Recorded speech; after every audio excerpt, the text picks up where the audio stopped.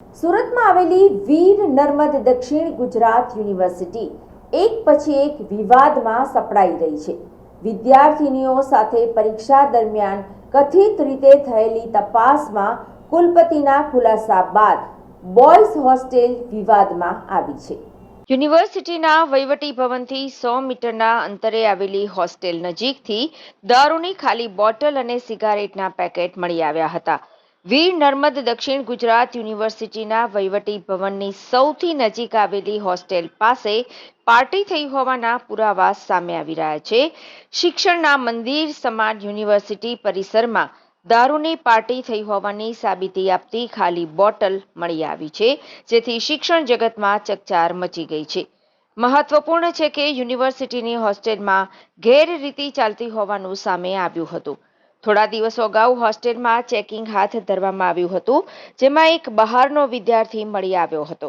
University હોસ્ટેલમાં છાશવારે checking કરવામાં આવે તો આ પ્રકારની પ્રવૃત્તિઓ પર લગામ આવી શકે તેમ હોવાનું વિદ્યાર્થીઓએ કહ્યું હતું। 15 દિવસ પહેલાં એના સંદર્ભની અંદર તાત્કાલિક જે હોસ્ટેલની સિક્યુરિટી હતી એ ડબલ કરી દેવામાં આવી હતી।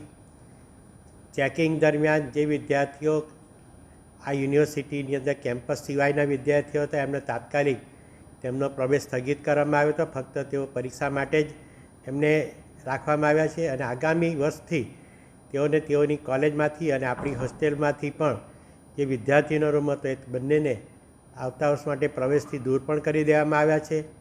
સિક્યુરિટી એજન્સી, સાફ સફાઈ એજન્સીને પણ અને અમારી હોસ્ટેલ વિભાગ બધાને જ લિખિતમાં નોટિસ પણ આપવામાં આવી છે અને વધારે કડક પગલાં લઈ શકાય એ માટે અમે આજે જ એને માટે મિટિંગ પણ બોલાવી છે બધા વિભાગની।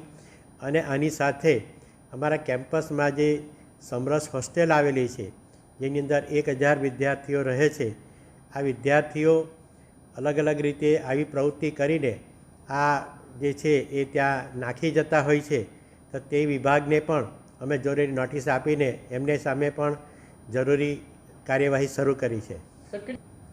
બહારના વિદ્યાર્થીઓ કેમ્પસમાં આવે ખૂબ જ અયોગ્ય છે, ખૂબ જ ગંભીર બાબત છે અને વિદ્યાર્થિનીઓની સલામતી માટે આ વિદ્યાર્થીઓને અમે અલગ અલગ રીતે ચેકિંગ કરીને તેઓને દૂર પણ કરવાનો પ્રયત્ન કર્યો છે અને જે લોકો પકડાય છે તેમને વોર્નિંગ આપીને જે સંસ્થાના હોય છે સંસ્થાને પણ અમે જાણ કરી રહ્યા છીએ।